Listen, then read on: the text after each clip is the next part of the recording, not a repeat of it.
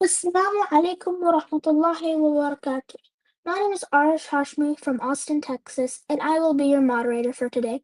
Welcome back to our Journey Through the Quran series as we continue learning from Surah Al-Anbiya. In our previous session, we covered ayahs 51 to 75.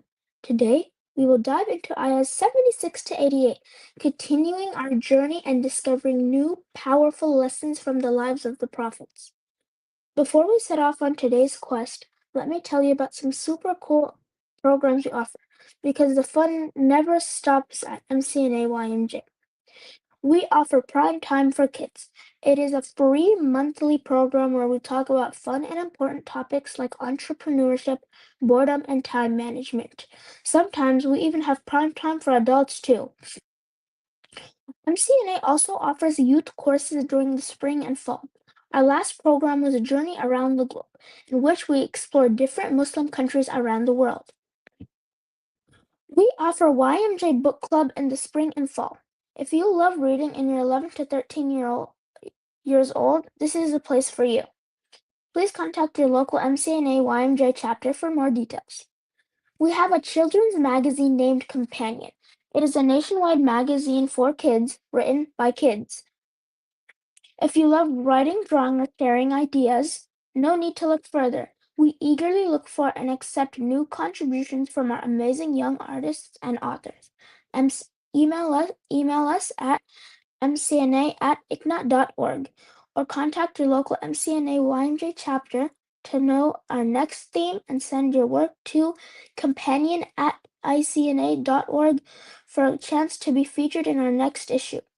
We want to hear from you guys. Have feedback or ideas? Email us at mcna@icna.org or contact your local MCNA-YMJ chapter. MCNA-YMJ has many local chapters across the United States. For more information, visit our website and click the chapter locator at www.mcnaymj.org. Stay connected and subscribe to our MCNA-YMJ YouTube channel to watch past programs and never miss a new upload. Here you can see QR codes on the screen. Please scan them to follow us on Facebook and Instagram for updates on future events. Are you able to scan?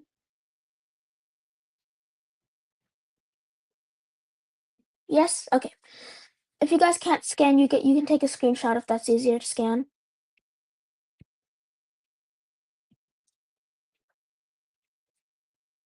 I hope you all got it. Let's start today's program with Tilawa of the Quran. أعوذ بالله من الشيطان الرجيم.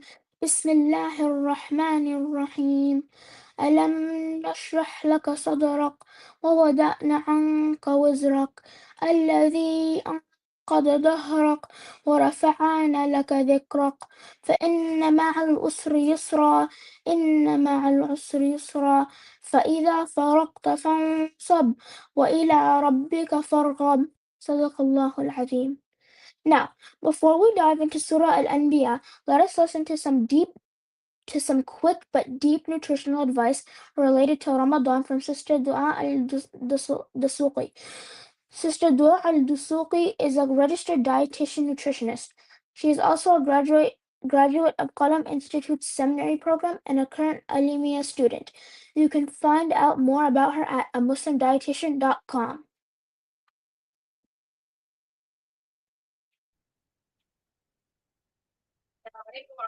Barakatuh. I am super excited to be with y'all for another week. This is week 3, and so we've discussed what it means to eat to worship. We've discussed what excess when it comes to our food means, and now we're going to talk about how do we live in that in-between, where we're not eating too little that we can't hold our spine up, we're not eating too little that we can't worship Allah subhanahu wa ta'ala correctly, and we're not eating too much that it harms our health, we're not eating too much that it leaves us feeling physically uncomfortable, that we're not supporting our body in the way that it needs to be supported. And there's something here that I want you to remember this word. It's called the hunger fullness scale. And so this is a scale that makes it really easy for us to check in with our bodies to see where we are in terms of this hunger. And the scale goes from 0 to 10, 0 being super duper extra hungry, so ravenous, right? You feel like you could eat anything and everything that's thrown in your way. On the flip side, there's 10, and 10 is so full. If you have just one more bite, you feel like your stomach cannot hold that capacity. You might feel like you're gonna have to throw up or something like that. Like you're so, so full. And these two extremes are something that I think a lot of us experience in Ramadan quite regularly. So we start, um, so 5 is that neutral point. Not hungry, not full. You're just like in the middle. So let's say you wake up at a 5 in the morning. You had suhoor in the morning, then you went back to sleep. You woke up a few hours later, and now you're at a 5. You're just neutral. As the day goes by, especially in Ramadan, you hit a 4 where you start feeling hunger pangs. So what that looks like for different people is different. It might feel like a a little grumble of the stomach. It might be a lightheadedness. You might not be able to focus. It's different from body to body, but every body experiences hunger and shares those signals, especially if we're in tune with our body. And we'll talk about that a little bit later. And then at 3 is what we call hunger has set. So you're thinking about food. You are actively hungry. You might feel a little bit weaker. And if you continue to go without eating, 2, you're really, really hungry. 1, 0. And you get the idea. And a lot of times for us, especially Ramadan's in the winter now, so not too bad. You might hit, iftar time. A few minutes before iftar, you might be at a 2 or 1. For some people, it might be at a 0, like can't stand not being this hungry, can't stand being this hungry. And then if we go back to the other side, you've started eating iftar. So you're moving up, moving up, moving up. Now you're at a 5. It's neutral. You're neither hungry, you're neither full. You keep going. You keep going. 6 is where food starts to taste a little different. And this is something I want you to pay attention to in this upcoming week if you can. When you are hungry, food tastes very different than when you are full. And that is how the body works. Your taste receptors are more alight, your brain is more alight when you are hungry. And there is a point in your meal where the food actually does start to taste a little less. It's not that it necessarily will start tasting bad, but it will start to taste a little less. And if you're really in tune with your body, you can catch that point. And so 7 is what we call satisfied. Now, what satisfied looks like is that you don't feel hungry anymore. You feel like you've had enough, but you don't feel uncomfortable. So let's say you're eating, imagine outside of Ramadan. It's a little hard to do this in Ramadan, but imagine outside of Ramadan, you're sitting with your friends, you're eating, you guys went out, you're eating, you felt full, you stopped eating. But then your friends are still going. And so you take a few more bites, and then you take a few more bites, and then after that last bite, you're like, oh, I should have stopped before. That's when you jump from a 7 to an 8, where you had, maybe you had 2, 3 extra bites, and you're like, oh, I feel uncomfortable. And you can feel like fullness is a physical feeling that you can feel in your stomach. And so as you're eating, now, if you start more hungry, you tend to end up more full. And so in Ramadan, one of the things that works against us from a physiological perspective is that we start more hungry because we are fasting. So we end up more full. And so we pass 7, we pass 8, we pass 9. Sometimes we're at 10 and we're like, oh, I can't do anything else, right? And so this hunger fullness scale can really help us check in with our bodies. It can really help us tune into what our body needs, what our body's telling us, and how to stay in that in-between range, that eat to worship range, between a 3 and a 7. And so one way that we can kind of help counter the super hungry, post-iftar thing is follow the sunnah of the Prophet ﷺ. The Prophet ﷺ in Ramadan would break his fast on dates if available. If dates were not available, he would break it on milk. If milk was not available, he would just drink water. But the sunnah is to try to find dates if you have access to them. He would break it on dates. And then he would stop and he would break for Maghrib. And so if you think about the amount of time that takes, roughly 10-ish minutes, you break your fast, drink some water, go pray Maghrib, and then you come back to eat, and the body has a chance to realize, oh, we're not in a state of starvation. There is food available to us. I don't need to be this like ravenous thing. And you end up bringing, even though you've only eaten a very tiny amount, you end up bringing that hunger fullness scale a little bit away from the 0 side and more towards that 3 side. And so in this upcoming week, that's what I want you to kind of think about as you're breaking your fast. check in with your body if you can, and it's okay if you can't. This is a skill that takes a little bit of experience, but I want you to start thinking about it, you know. Check in before you start eating, before you eat that date. Be like, how hungry am I? Eat your date or your milk or your water. Break for about 10-ish minutes if you can. Pray Maghrib, come back to the table and check back in with yourself. And text a friend or someone else that's taking this class and ask them, do you notice that difference? And next week, inshallah ta'ala, we'll talk about a few more tips when it comes to being mindful while we're eating so that we can make sure we're staying in that 3 to 7 range of the eat to worship range. All right, inshallah ta'ala, I will see y'all next week. And if you're following this and you are, I know some of you are older, some of you are younger, but if you are on social media, you can follow me on Instagram. I'm a Muslim dietitian and I would love to get your feedback on this experience. All right, I will see you next week. Assalamu alaikum wa rahmatullahi wa barakatuh. Great informative what great insightful advice. Jazakallahu khairan. Now let me introduce you to today's guest speaker, Sister Aisha Qayyum. Sister Aisha Qayyum is a mother to her two precious daughters, holds a BA in Tafsir from IIUI Islamabad. She has been a teacher for 13 years, including at the Islamic School of Irving. She also volunteers to lead book discussions for MCNA-YMj Book Club. Currently, she works in IT.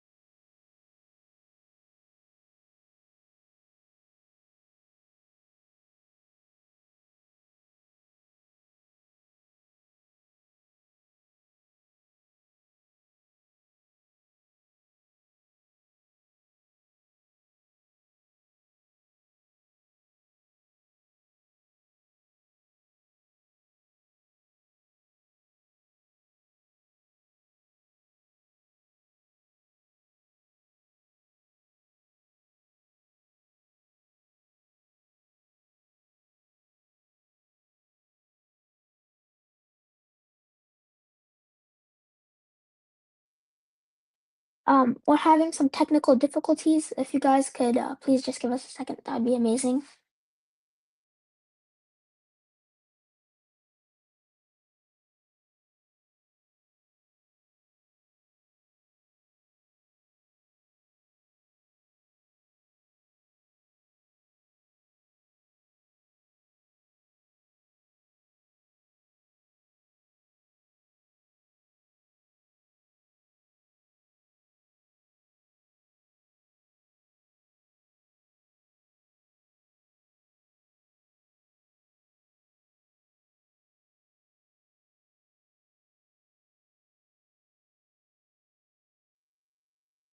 So while we're waiting, I just wanted to ask you guys, how's Ramadan going? Anything exciting happen? Oh, she's here. I will now hand off the mic to our amazing guest speaker.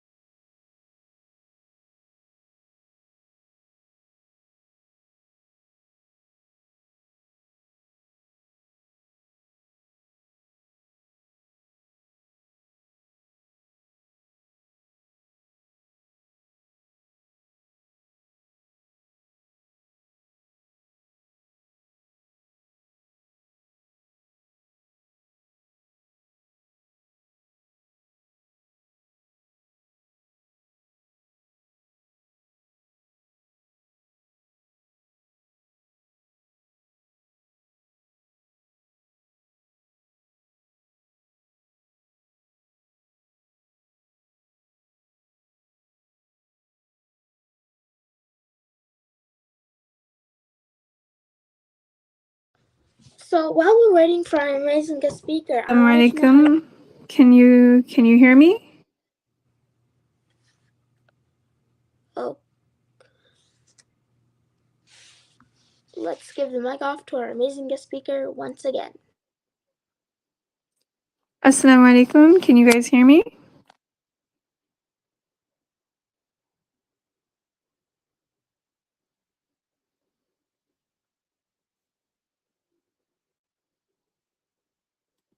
Assalamualaikum. Can you guys hear me?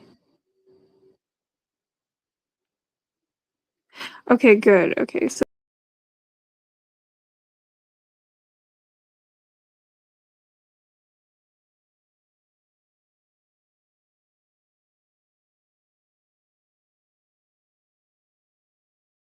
Yes, we can hear you.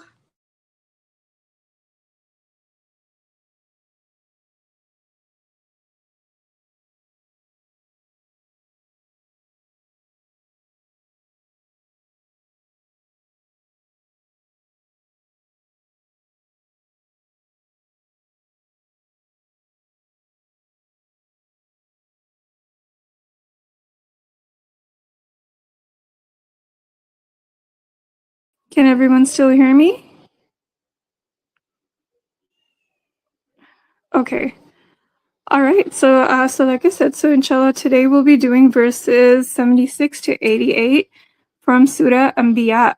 Now, I have a very fun game, a blue kit game, prepared for you after we're done with our talk.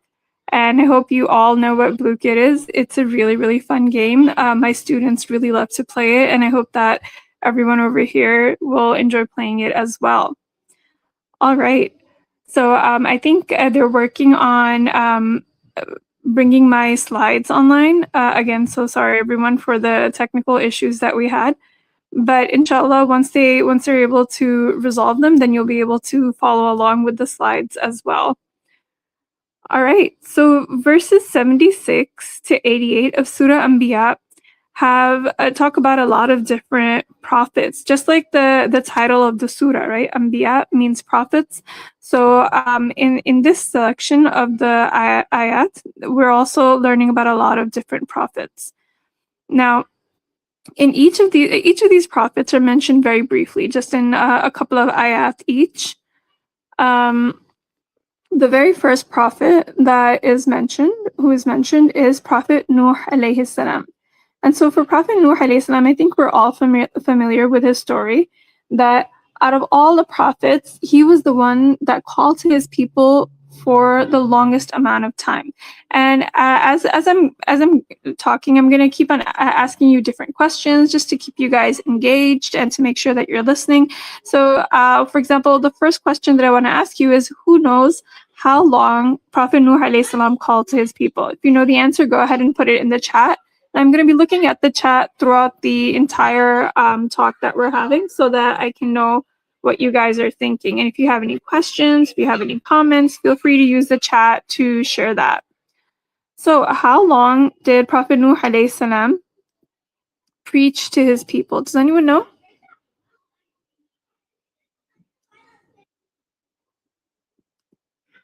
All right, it was for 950 years. So for 950 years, he was calling to his people again and again, believe in Allah, stop worshiping idols, be good to one another, do good deeds, because one day we're all going to return to Allah, and there's a hereafter in which there is a Jannah and there is a Jahannam, there's a hellfire. And so we want to make sure that we believe in Allah and we do good deeds so that Allah subhanahu wa ta'ala will be pleased with us and enter us into Jannah and save us from the hellfire. So this is the same message that all the prophets gave to their people. And so this was the message that Nuh alayhi salam was preaching to his people for 950 years. But despite all of his efforts, the people refused to believe in him except for just a very small group, right? And so finally, Nuh alayhi salam, he made a dua to Allah subhanahu wa ta'ala. And he said to Allah subhanahu wa ta'ala, Ya Allah, I've called them and called them and called them to you, but they don't want to listen to anything that I'm saying. So in verse number 76, and you can, alhamdulillah, you can see now on your screen the slide, right? And so in verse number 76, Nuh alayhi salam is mentioned, and Allah is referring to the time when he made dua to Allah, and he said, "Oh Allah, do not leave any of these disbelievers upon the earth, because they will not only continue to do bad things themselves, but they will also teach their kids to do bad things. So there's no hope for them. There's no hope left for them." And so Allah subhanahu wa ta'ala is saying that when Nuh alayhi salam made this dua, then Allah subhanahu wa ta'ala answered him. And we delivered him and his family from the great disaster. So over here in this ayah, you'll see that in the top part, the translation, I've highlighted the words, "so we answered him." And on the bottom, you'll see the Arabic words فَاسْتَجَبْنَا لَهُ. فَاسْتَجَبْنَا لَهُ. So these are also highlighted. So this is the Arabic part of the ayah. This is the part of the ayah that matches with the English words that are highlighted. So فَاسْتَجَبْنَا لَهُ means so we answered him. And it's actually really, really beautiful because Allah subhanahu wa ta'ala says that, he called and then we answered. Right. So it's like, right. Like it just, the way that the ayah is constructed, it makes you feel like, okay, so not a lot of time passed. Nuh alayhi salam made the dua and Allah subhanahu wa ta'ala answered. Right. And so this is the same, there's a lesson in this for us that, this is the same sort of understanding and expectation that we should have from Allah subhanahu wa ta'ala when we make dua to Allah. That just like he answered the dua of Nuh alayhi salam, in the same way, when we make dua to Allah subhanahu wa ta'ala, we should also trust that He will answer us. Right? And so Allah subhanahu wa ta'ala says, "And we supported him against the people who rejected our signs. They were an evil people, and so we drowned them all." So, they rejected Nuh alayhi salam, they went against the prophet that was sent to them, and who was patiently and lovingly calling to them for 950 years. And so finally, in the end, Allah subhanahu wa ta'ala supported his prophet against the people who were doing evil. Okay. Now, there are a couple of things for us to consider. So you'll see that, I have different questions on the screen for you to think about, right? So one of the things that I guess come to mind when we read these verses is what are some things that we should keep in mind when we're making dua, right? So one of the things that I sometimes hear people saying is that they'll be very modest in the du'as that they ask. So that they make to Allah subhanahu wa ta'ala. So they'll be like, "Oh Allah, please let me pass my test." Okay. "Oh Allah, please give me I just want $10 so that I can buy like ice cream or something. "Oh Allah, I just really hope that I can get like a little bit of free time to have some fun." Or something. Right. So they're very modest in the du'as that they make. But actually what we need to remember when we make du'a to Allah subhanahu wa ta'ala is that the one that we are asking from is the one who has limitless bounty, right? Allah subhanahu wa ta'ala has everything and he has the power to give anything at all. And so when we make dua to Allah subhanahu wa ta'ala, what we really need to ask ourselves is, what is the biggest dua that we can make? Right? So instead of saying, "Oh Allah, please give me $10, you should say, "Ya Allah, bless me with abundant wealth and give me the wisdom to spend it in a way that is pleasing to you." Right? Instead of just saying, "Oh Allah, let me pass my test," you should say, "Ya Allah, let me excel in my test." Right? So this is like just an example of of how we should be thinking of what is the biggest dua that I can make, not just like what is like the smallest thing that I can ask for from Allah subhanahu wa ta'ala, but rather what is the biggest thing that I can ask from Allah. And it's kind of like, it would be like a little insulting. Like imagine if you were to go in front of a king who has like a lot of wealth and who's really powerful, and he's like, "Go ahead, ask me for whatever you want and I will give it to you." And you ask for something like really, really small, like, "Oh, actually, I would just like to have like a pair of sandals," right? And the king is like, "Seriously, I have so much wealth and I have so much power. I could give you literally anything that you want, and you're just asking me for a pair of sandals," for example, right? So it's kind of like that. So the king would feel insulted, and in the same way, when we ask from Allah subhanahu wa ta'ala and we don't ask according to the station or according to the majesty of Allah subhanahu wa ta'ala, then it's kind of like we're not understanding who it is that we're asking from. It's like we've made like a really, really big mistake in understanding how great Allah's power is and how vast all of how vast his generosity is and how vast his bounty is. Okay. Another question that you'll see is, when do you call on Allah subhanahu wa ta'ala? Right. So the Prophet ﷺ said that when you know Allah subhanahu wa ta'ala in times of difficulty, in times of ease, and Allah subhanahu wa ta'ala will know you in times of difficulty. So what that means is that when everything is going well, people tend to forget about Allah subhanahu wa ta'ala. They tend to be a little bit unmindful of Allah subhanahu wa ta'ala. But when things get bad, when things are difficult, then at that time they're like, oh, Allah subhanahu wa ta'ala help me, oh, Allah save me, oh, Allah, what is happening, like deliver me from this situation that I'm in. So when should we call upon Allah subhanahu wa ta'ala? We should balance it so that we call on Allah subhanahu wa ta'ala in times of ease as well as times of difficulty, right? And then who is it? And we should ask ourselves, okay, who is it that we rely upon, right? So when we're making dua to Allah subhanahu wa ta'ala, we should remind ourselves that we rely 100% on Allah, right? So the Sahaba of the Prophet sallallahu alaihi wasallam, they would ask Allah for each and every little thing, even if it was something as small as like a shoelace, right? So they would ask Allah and ask Allah and ask Allah again and again and again, because Allah subhanahu wa ta'ala does not get tired of us asking from him, right? Like if you go to your mom and you ask her for one thing or two things or 10 things, right? She might be like really patient with you, but if you keep on going on and on, she'll be like, oh my gosh, please just give me 5 minutes. I need some time. I need a break, right? Or and your mother, of course, like of all the people in this world, she probably loves you the most, but even she has a limit, right? Because she's a human being. But Allah subhanahu wa ta'ala has no limits. He is completely like without any limits. His power, his bounty, everything is without limits. So when we make dua to Allah subhanahu wa ta'ala, we should remind ourselves that we rely upon Allah. We don't rely upon other people, and we don't rely upon ourselves to fulfill our needs. Our needs and everything, all the blessings that we have, they come from Allah, and we rely upon Allah subhanahu wa ta'ala for all those things.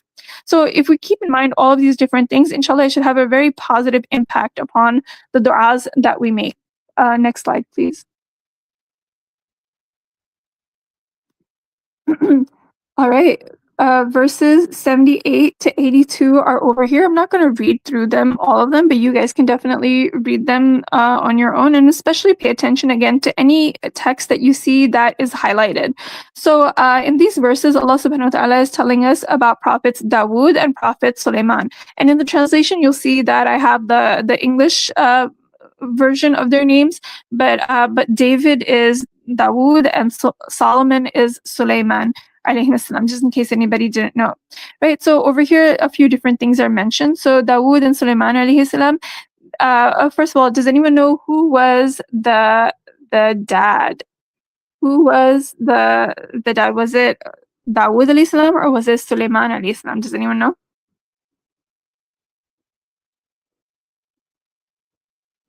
So the dad over here was Dawood alayhi salam, and the son was Sulaiman alayhi salam. I feel like sometimes it gets a little bit tricky remembering which one is which.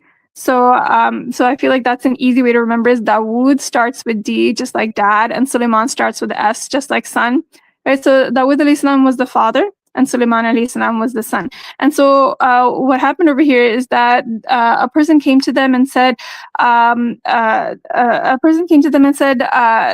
have sheep. I have this one sheep, and this other, my neighbor is telling me, and my neighbor has a lot of sheep, right? And he's very wealthy, and he's telling me, give me your sheep, and he wants to take it even though it's only the one sheep that I have, right? And so So Sulaiman alayhi salam, so Dawood alayhi salam said, okay, he did an injustice to you and he shouldn't have said that. And then Sulaiman alayhi salam, actually Allah subhanahu wa ta'ala gave him the ability to understand that Dawood alayhi salam did not ask for any context. He didn't ask for anything. He just gave the judgment without asking for context. And so Sulaiman alayhi salam was given a little more insight into the matter. Right, and so Sulaiman alayhi salam was able to deliver a better judgment.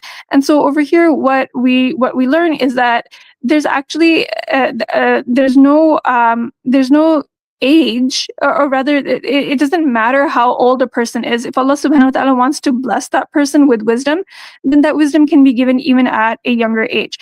Now, one of the things that I wanted to point out though is that sometimes, especially nowadays with since you guys are at that age where you're able to understand some things a lot better than your parents or maybe your grandparents, right? Or maybe your aunts and uncles, right? Sometimes you might feel a little bit impatient, like, oh my gosh, why don't they understand? Or, oh my God, I know I understand this better than them and they just don't get, like, maybe they're not so good with technology, or maybe they don't understand the social trends that exist in your generation, right? And so, so you might feel like, rolling your eyes maybe, or maybe feel like sighing a little bit, like, oh my gosh, why don't they get it? But one of the things that we need to remember is that whenever we are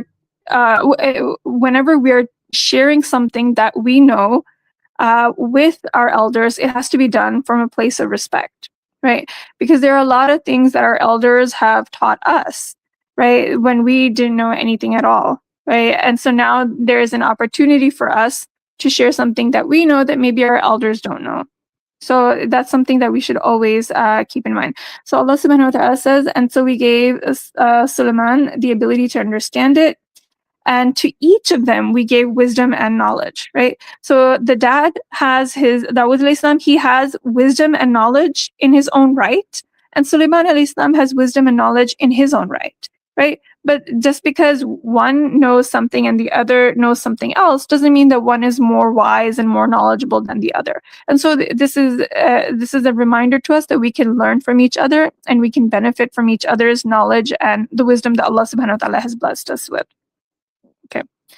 And so the Prophet ﷺ also, he said that he is not from amongst us who does not have respect for our elders and love for our youngsters. Okay, so the responsibility of those who are young is to have respect for their elders, and the responsibility of the elders is that they should have love and kindness towards those who are younger. Okay, so for Dawood alayhi salam, Allah subhanahu wa ta'ala blessed him with a very, very beautiful voice. And so when he would do tasbih of Allah subhanahu wa ta'ala, when he would do praise of Allah subhanahu wa ta'ala, then the mountains and the birds would join him in that tasbih of Allah subhanahu wa ta'ala, right? So this was a blessing that Allah subhanahu wa ta'ala had given to him. And then he was also given the ability, so sorry about that. So he was also given the ability to make armor and shield. So he was given the ability to mold iron and make protective garments out of it. So so this was something that was able to benefit the believers in battle. So these were the blessings that were given to Dawood alayhi salam, the miracles that were given to Dawood alayhi salam.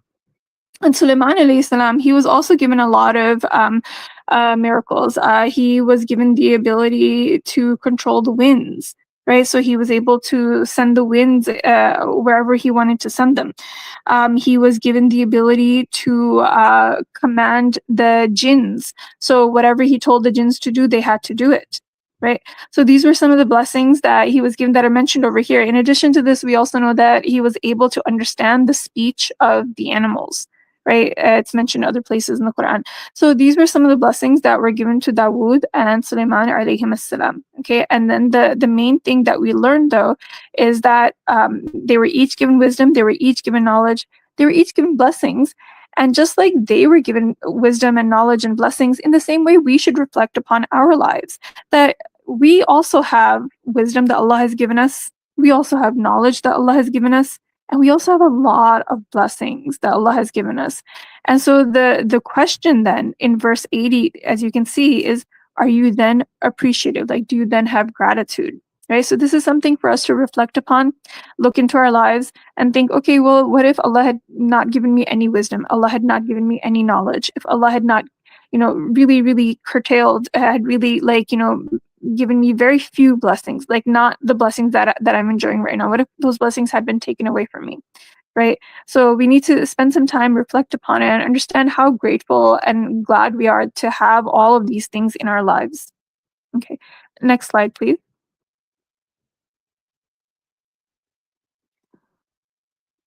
Oh, okay. So I kind of talked about this. Okay, so why is it important to focus and reflect on our blessings? Well, first of all, because it reminds us what the source of our blessings is. Like Allah subhanahu wa ta'ala is the source of our blessings. And so it makes us close to Allah subhanahu wa ta'ala. So if I'm constantly, when I'm looking at something beautiful and I say Alhamdulillah for the ability to see, right? If I'm listening to a beautiful recitation of the Quran or something else that's really, really beautiful, and I say Alhamdulillah for the ability to hear, right? So this makes me close to Allah subhanahu wa ta'ala because I know that the source of these blessings is Allah subhanahu wa ta'ala. Same way if I'm enjoying a very comfortable home or really, really fun, exciting vacation or something, right? And I say, Alhamdulillah that, I have the ability to do this. It was given to me by Allah subhanahu wa ta'ala. So this makes my relationship with Allah subhanahu wa ta'ala stronger.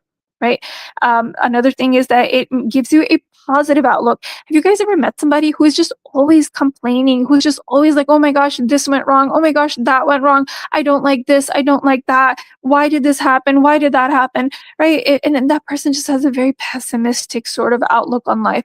This is not the way that a believer should be. A believer should constantly have an attitude of gratitude, right? And that brings us to the third thing, that because we have an attitude of gratitude, our blessings get increased. And this is actually a promise that Allah subhanahu wa ta'ala made to us, that if we give thanks to Him, He will increase us in His blessings.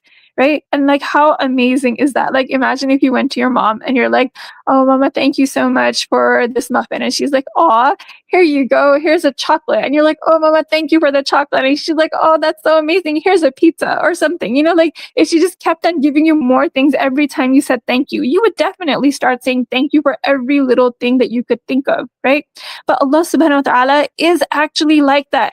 And because, again, your mom is a human being and she's limited in how much she can give you, even though she wants to give you everything, I'm sure.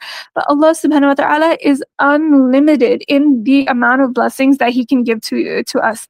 And so that's why we should do our very best to focus on and notice and really be mindful of all the different things that we can thank Allah subhanahu wa ta'ala for. It'll make us close to Allah, it'll make us more positive and happy, and it will also increase our blessings.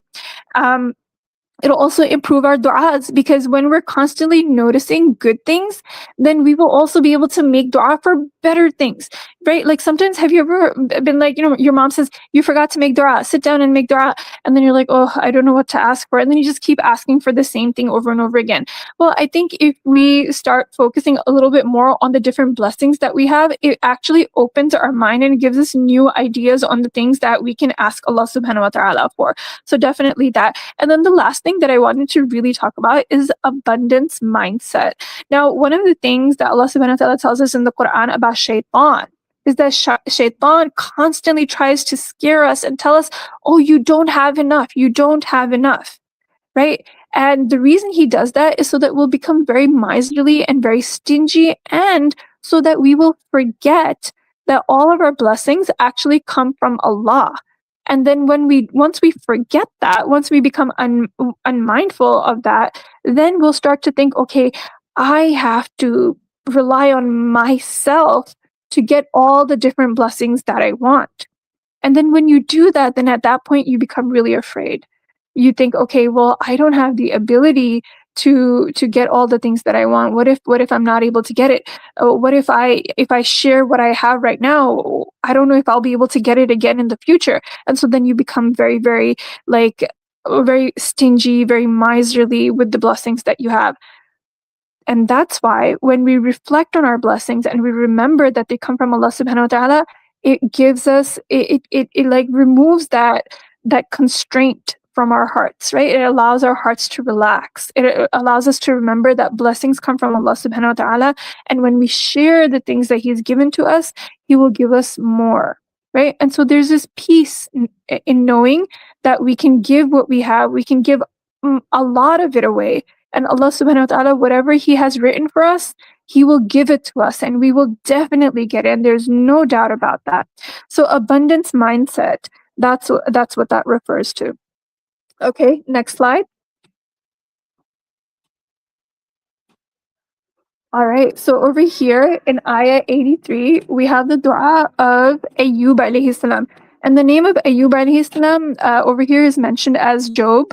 So Job is what how his name is mentioned in the Bible. So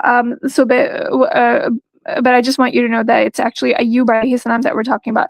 So in this ayah 83 and ayah 84, we're talking about a very, very beautiful dua that Ayyub alayhi salam made. So Ayyub alayhi salam was tested in many different ways, like really, really harsh tests, right? And so so what happened before that was that he had abundance of blessings, right? He had a lot of blessings, and he would call upon Allah subhanahu wa ta'ala, and he was a really, really great worshipper of Allah subhanahu wa ta'ala, and Allah subhanahu wa ta'ala was very, very proud of him, right? And so Shaitan said, but well, of course he has so many blessings, and so he's calling out to you, why wouldn't he, right?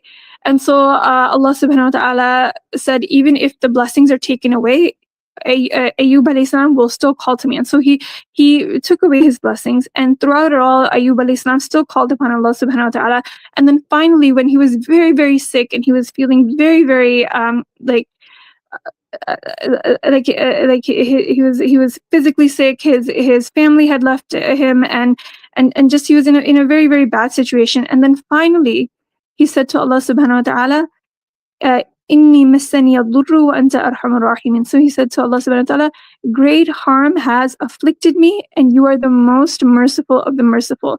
And what I really want us to pay attention to over here, the reason it's so touching, right, this dua of Ayyub alayhi salam, is that even then he doesn't say to Allah, oh Allah, remove the harm from me. So this was the one thing that was very, very notable about Ayyub alayhi salam, is that no matter what trial, no matter what test, no matter what affliction was given to him, he said, well, if it pleases Allah subhanahu wa ta'ala for me to be in this state, then I accept it, right? So he was very accepting of whatever Allah subhanahu wa ta'ala had decreed for him. And that's a really, really amazing thing. Like, just think about like ourselves, like if the slightest thing goes wrong, immediately what is our response? It's like, oh, why did this have to happen to me? Right? Immediately we think, why did this have to happen to me? This is so unfair, right? But Ayyub alayhi salam, throughout every difficulty that he had to endure, he said, if Allah subhanahu wa ta'ala wants this for me, then I am happy with whatever Allah subhanahu wa ta'ala has decided for me. But then finally at the end, he said, great harm has touched me, massani. So massani means when something lightly touches you, right? And then he says, you are the most merciful of the merciful. So he doesn't actually say, Allah, remove the harm from me. He just kind of, mentions it. He just kind of points it out that, I am suffering and you are the one who is the most merciful. Right? And so Allah subhanahu wa ta'ala answered him, and he removed his suffering. He restored his family to him, and he gave him many other blessings. And as he says, a mercy from us and a reminder for the worshippers. Right. So this is something that is really, really beautiful. This is the love that Ayyub alayhi salam had for Allah subhanahu wa ta'ala, where he was willing to accept whatever it is that Allah subhanahu wa ta'ala had decreed for him. Next slide. All right. So in these ayat, Allah subhanahu wa ta'ala is mentioning 3 other prophets. So again, the biblical names are mentioned. So Ishmael is Ismail alayhi salam, Enoch and Ezekiel. This is U.S.A. And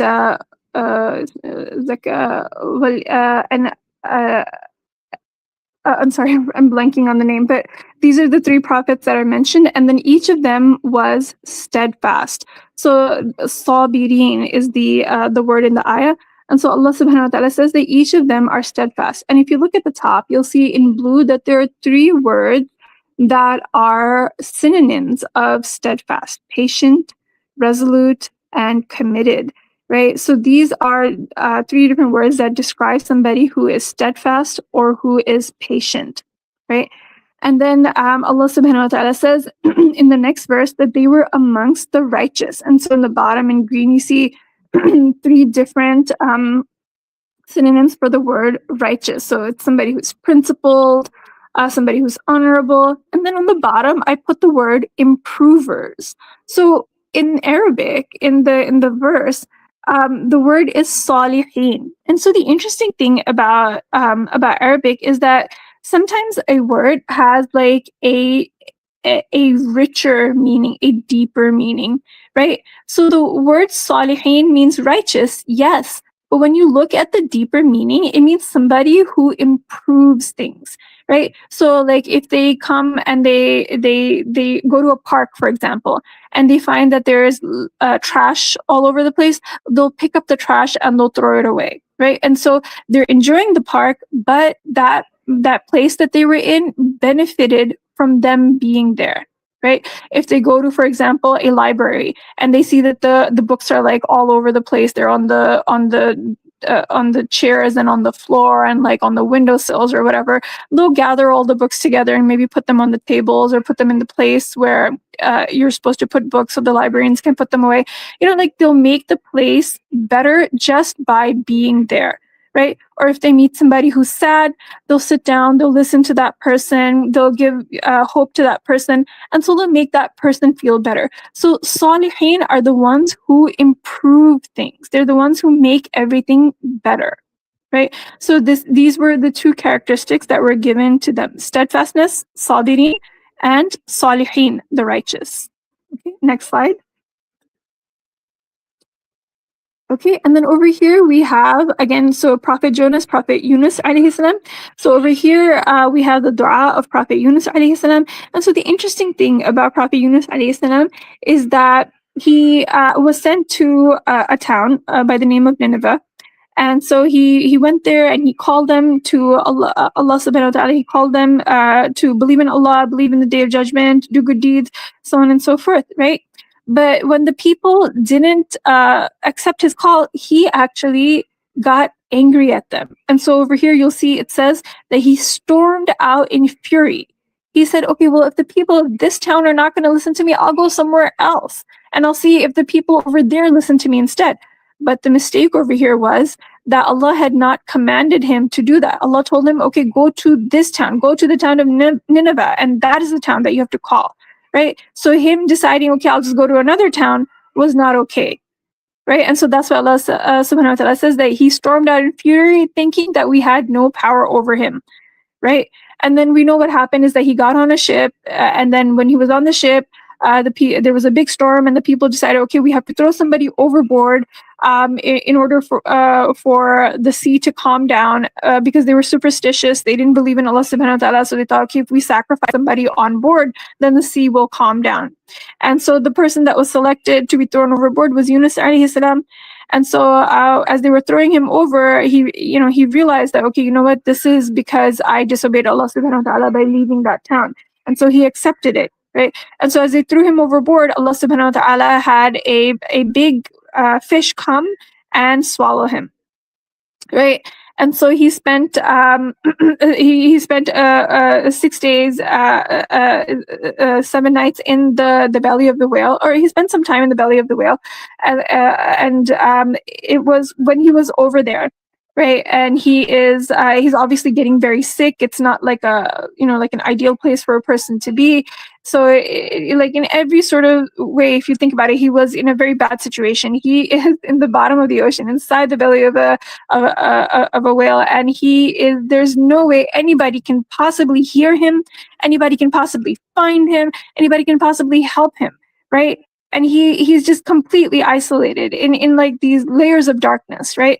And so he calls out to Allah subhanahu wa ta'ala, because the only one who can help him in this situation is Allah subhanahu wa ta'ala. So he says, there's no God but you, glory to you, I was one of the wrongdoers. Okay, so again, so he makes his dua, and Allah subhanahu wa ta'ala says, and we answered him and we saved him, right? And from the affliction, thus we save the faithful.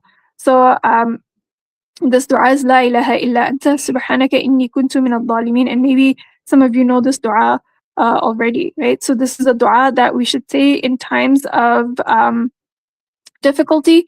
It's a good dua to say, because just as Allah subhanahu wa ta'ala saved Yunus alayhi salam, Allah subhanahu wa ta'ala can save us from any difficulty, any difficult situation that we are in.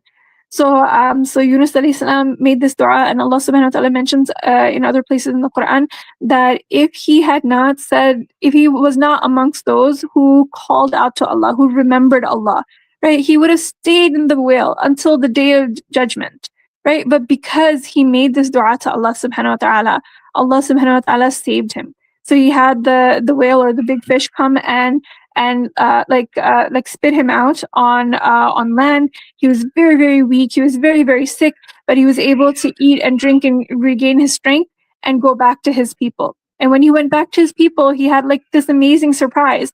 They were the only people ever who repented before the punishment of Allah subhanahu wa ta'ala could be sent upon them. Right? So they were the only people. And so when he went back to them, he saw that they had already repented and they had already accepted his message. Because at the time that he got angry with them and he left, he said, Allah's punishment is going to come and destroy you because you don't listen to me. And then he left. Right? And so what happened was that while he was gone, they saw that, there was like these big storm clouds and coming, and they remembered what he had said. And so they thought, okay, you know what, we need to repent to Allah subhanahu wa ta'ala because what he was saying was the truth. And they repented and they accepted. And Allah subhanahu wa ta'ala mentions this in the Quran, that only this nation, out of all the nations, was the one that repented before the punishment of Allah subhanahu wa ta'ala came, and so they were saved. Okay, so the dua is La ilaha illa anta subhanaka inni kuntu min al-zalimin. All right, and now our last slide. Okay, so over here, what are the lessons that we learned from Prophet Yunus's dua? Well, or rather his whole story. So first of all, anger can be the root of many, many problems, right? Just look at all the things that went wrong because he was angry, right? And anger can lead to a bigger problem than the one that you're currently in, right? Like maybe you're frustrated because something isn't going your way. But if you don't react to it, if you don't respond to it with a cool head, you can actually end up making things so much worse for yourself, right? So anger can lead to a bigger problem than the one that you're currently in. Okay, now what was it that finally saved him? Reflection saves you, right? So if you reflect on what you're doing, that, oh, I have a part to play in my situation, or I'm facing this difficulty because of the choices that I made, right? Then you can actually be saved, right? So reflection saves you. If you can go back to the last slide just a little bit, I'm almost done. Right. And then, but if you say, oh, this is not my fault, I wasn't the one that did this, right? If you're deflecting, if you're trying to push the blame onto anyone or anything else instead of taking responsibility, if you're deflecting, then that will actually keep you trapped. Now imagine if Yunus alayhi salam had said, oh, I'm stuck in this whale. This wasn't my fault. What was I supposed to do? I called those people like Allah told me. They didn't listen to me. What other choice did I have? I had to leave. And I can't believe those people had to choose me. Out of all the people on the boat, why did they have to choose me? Why me? Why did I have to be the one that got thrown overboard? And of course, I would be swallowed by this fish and then brought to the bottom of the ocean where nobody can find me. Only I would get stuck in such a horrible sort of situation, right? Imagine if that what had been his line of thought, right? Like imagine if that had been his mindset. If he spiraled downwards into that dark hole spiritually instead of just physically, right? Then imagine what would have happened, right? Allah subhanahu wa ta'ala tells us, then in that case, he would have stayed there until the day of judgment, right? But alhamdulillah, right? He reflected. He didn't deflect. He reflected. He said, okay, I made some choices that were not correct. I didn't obey Allah subhanahu wa ta'ala in the way that I should have. And because of that, I'm in the place that I am in. And the only one who can save me is Allah subhanahu wa ta'ala. Because as you can see, the last point on this page, no matter how big the problem, Allah subhanahu wa ta'ala's power and mercy are greater. Right? And so because he was able to realize that, Allah subhanahu wa ta'ala saved him. And in the same way, no matter what situation we're in, if we keep these things in mind, then Allah subhanahu wa ta'ala can help us out of that as well. Okay? And so this is the gist of what we learned in these ayat. Make dua to Allah subhanahu wa ta'ala, trust in Allah subhanahu wa ta'ala, and reap the benefits of having a positive mindset and of having a close connection to Allah subhanahu wa ta'ala. All right. I would say, are there any questions? But I think maybe you guys are not able to make. Oh, I see. Okay. All right, so if you guys have any questions, you can go ahead and put them. I see the comments.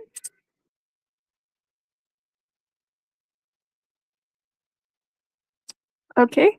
All right. Well, okay, so stay tuned. We are going to play the Blue Kit game really soon. I'm going to share the code with you in just a minute. But before we do that, we're actually going to have Sister Zoha Qureshi, a peer counselor and a YM alum who holds degree in family life education and family therapy. Um, she's going to speak to us for about 5 minutes about connecting with Ramadan, and she's going to give you tips for elevating your Ramadan experience. So tune into her segment every week, and after the segment, I'll see you for Blue Kit. So don't go away.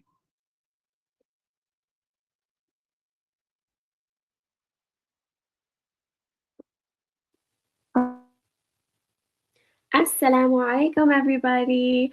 Here's to another Ramadan Mind Connection. Inshallah, before we start talking about sabr, رب اشرح لي صدري ويسر لي أمري واحلل عقدة من لساني يفقهوا قولي بسم الله الرحمن الرحيم. Okay, we're gonna talk about sabr, and I know, you're thinking we talk about sabr all the time. We go to Sunday school, we talk about sabr. We go to halaqah, we talk about sabr. But I want to talk about sabr from a mental health perspective. So when we talk about sabr specifically, everybody always says, okay, be patient, do things patiently. Allah loves the patience, especially the beautiful patience. But what does sabr actually mean in our daily lives, right? It doesn't just, and there's two little aspects to it. A lot of people think that having sabr means just doing something quietly without complaining, even if it's hard for you, and just being quiet about the struggle, right? And other people think that sabr means you just have to get the thing done, right? And you can complain about it and you can whine about it, and that's totally fine as long as the thing that needs to be done is done. And neither of those is necessarily a good way to have patience. Now let's take fasting for an example because of Ramadan and because this is a Ramadan series, and talk about it in that way. Fasting is hard, okay? Not eating and not drinking, especially when you have to go to school and do homework and do all of these things, is a difficult thing. Now, if you're fasting with sabr, it means that even though you struggle through it, you don't complain to other people, but you can talk to Allah subhanahu wa ta'ala about it. And that might look like saying, Ya Rabbil Alameen, I'm really struggling in this moment, but I'm doing it for you, right? You are allowed, when you have sabr, to acknowledge the difficulty you're going through, whatever that difficulty might be. Maybe it's like a really big difficulty. Even if it's a small difficulty, like, Ya Rabbil Alameen, my sister is irritating me so much, but I am not going to do anything back to her just for you, Ya Rabbil Alameen. Or things that are much, much bigger. We talk to Allah subhanahu wa ta'ala about it. You acknowledge that this thing is happening a difficulty is happening to you, and then you tell Allah subhanahu wa ta'ala that I'm going to try and get through this with you. And you can also say, Ya Rab, help me, because I don't know if I can get through this in a way that pleases you. And you make dua that, oh Allah, let me do this thing in a way that pleases you, because just silently pushing through can burn you out and make things worse. And then also, we don't complain to people or tell lots of people that, hey, we're struggling with this. Some of you might know people who maybe they have a difficulty in their life, and like they make that difficulty their like personality. Like every time they open their mouth, they're just talking about how hard this thing is and what a struggle it is. And I can't believe that I'm doing this, right? And that's not sabr either, right? And in fasting, it's like, okay, well, I have to fast. What do I do? What do I do? What do I do? And I'm going to just tell everybody it's so hard I can't wait until iftar. Or even when you're sitting there going, when's iftar? When's iftar? How much more time till iftar? How much more time till iftar, right? That's another version of not having sabr. You're, again, allowed to acknowledge that, okay, fasting is hard. Ya Rabbil Alameen, I'm doing it for you. Please help me with this. Please help me with this.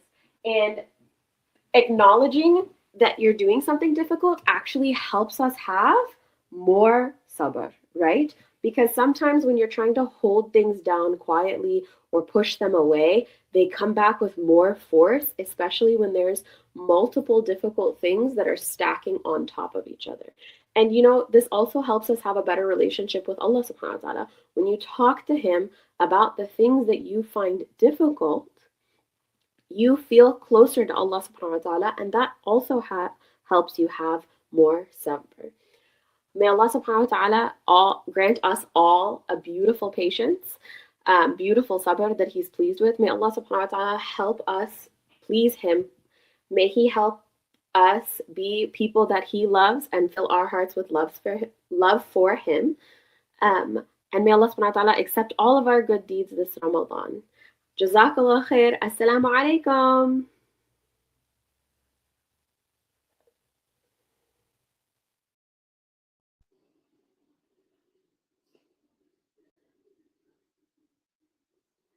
All right. Now who's ready for Blue Kit?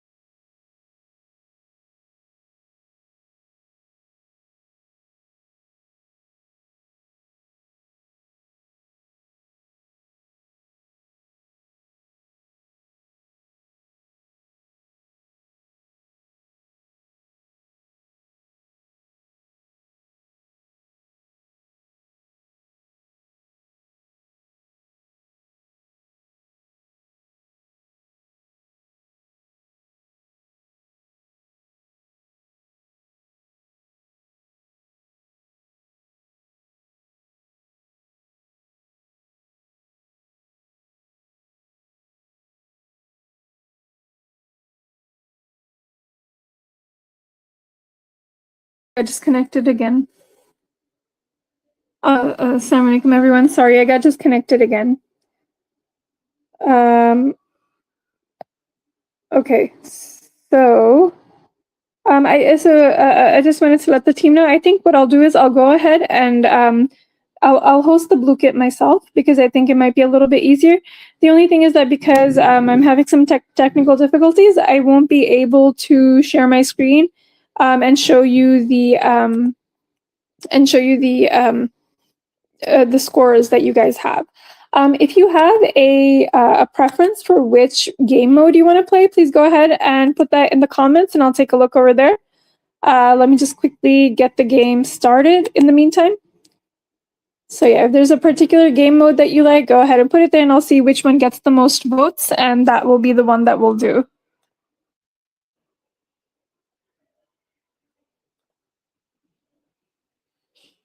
All right, checking the comments now. Let me see. Okay, don't see any in the comments yet. Okay, I see Monster Brawl is usually not the one that kids pick. Any other? Gold Rush, Crypto Hack, either one. Cafe. All right, well, Crypto Hack has 2 votes now. So I think just in the interest of time, I'm going to go ahead and do Crypto Hack. Let's go.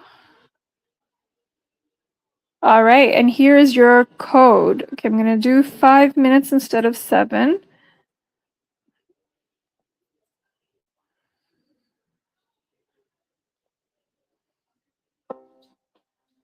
All right, you guys hear that sound? I'm going to turn it off. Okay, the number is 5080304. I'm going to put it, if somebody could put it on the screen. Let me see if I can turn on my camera. Oh, there we go. Oh, but it's going to be flipped, I think. But do you guys see the number 5080304?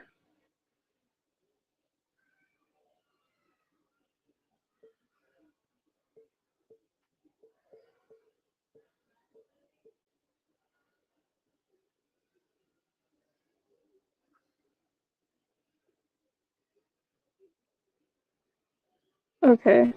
I'm on my phone, so it's a little tricky for me, but if somebody could just put it in the comments, that would be great. 5080304.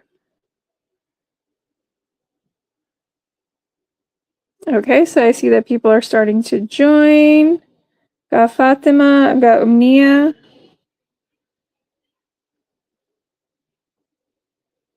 All right, Aisha and Sabo.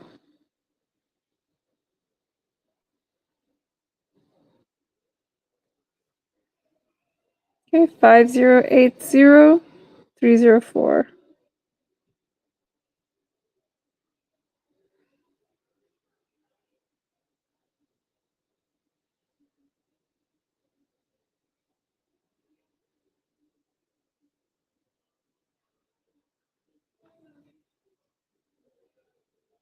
Is there anyone who doesn't know how to get to Blue-Kit? Okay, if you don't know, in case you don't know how to get to Blue-Kit, you want to go to play.bluekit.com. All right, this is not working. I'm gonna turn off the camera. So if you go to play.bluekit.com, you'll be able to put in the game ID.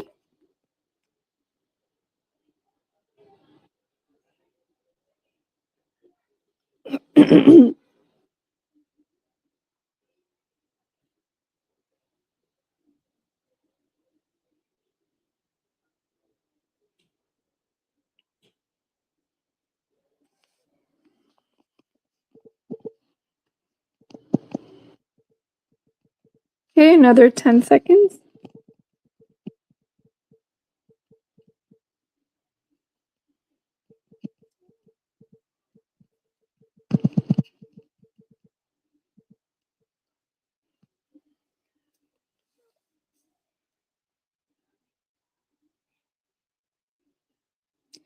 All right, let's get started. Okay, and if you haven't joined yet, don't worry, you can still join.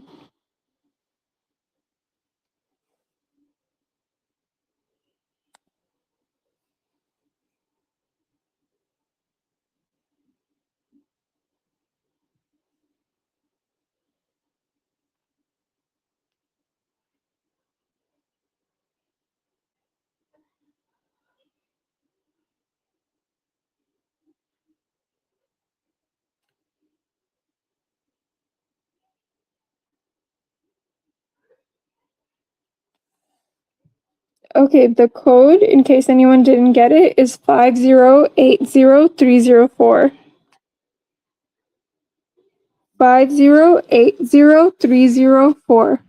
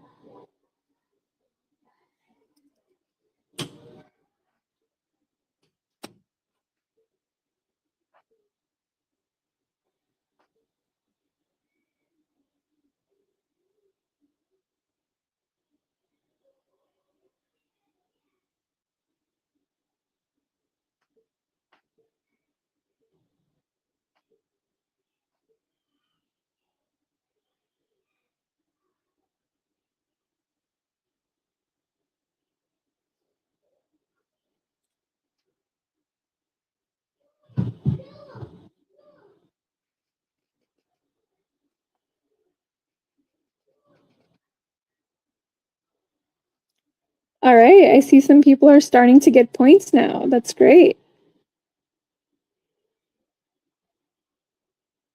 Okay, so far Fatima is winning. Oh, she's crushing everyone.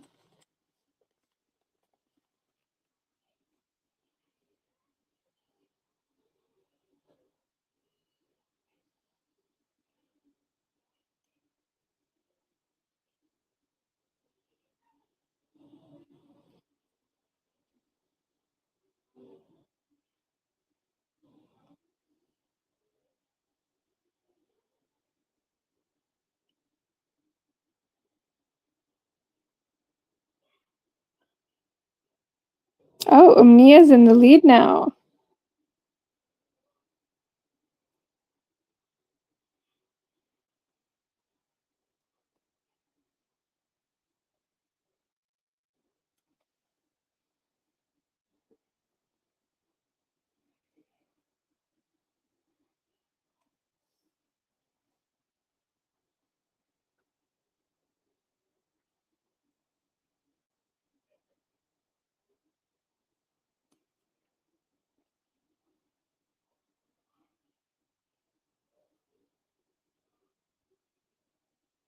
Oh, Fatima's back in the lead.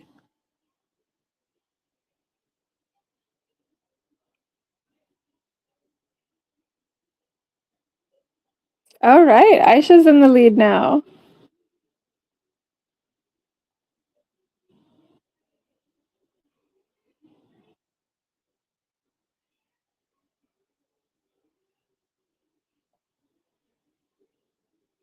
All right, this is super exciting. Fatima's back in the lead now.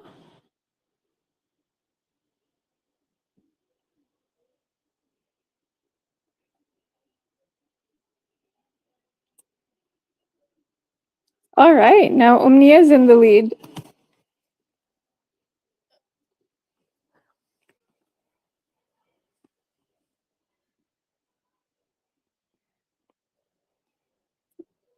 All right, we've got less than a minute left for the game.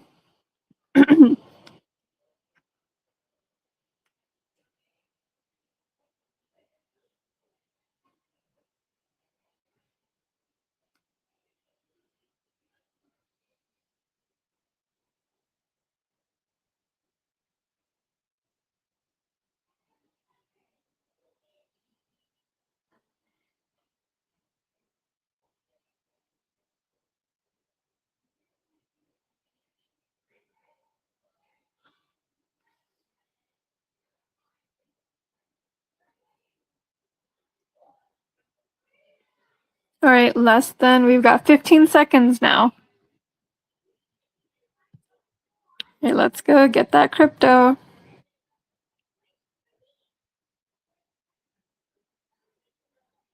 All right, 3, 2, 1, 0. All right, let me show you guys the final scoreboard. So in third place, we have Aisha. Second place, we have Umniya. And then in first place, we have Fatima. All right. So we've got Aisha, Umniya, and Fatima. Congratulations, girls. Good job. And good job to all of you. MashaAllah, you guys did an amazing job. All right. And Jazakumullah khair for attending and for participating. And yeah, I had a really great time. I hope you guys did too. I'm looking at the comments, and yeah, Blue Kid is a little different from Kahoot. So they do repeat questions. So you get to practice them and learn from them. So yeah. All right, you guys, I guess I'll turn it over. And I'll see you next week for the last ayat of the surah. So I'll turn it back over to the organizers. Assalamu alaikum from me.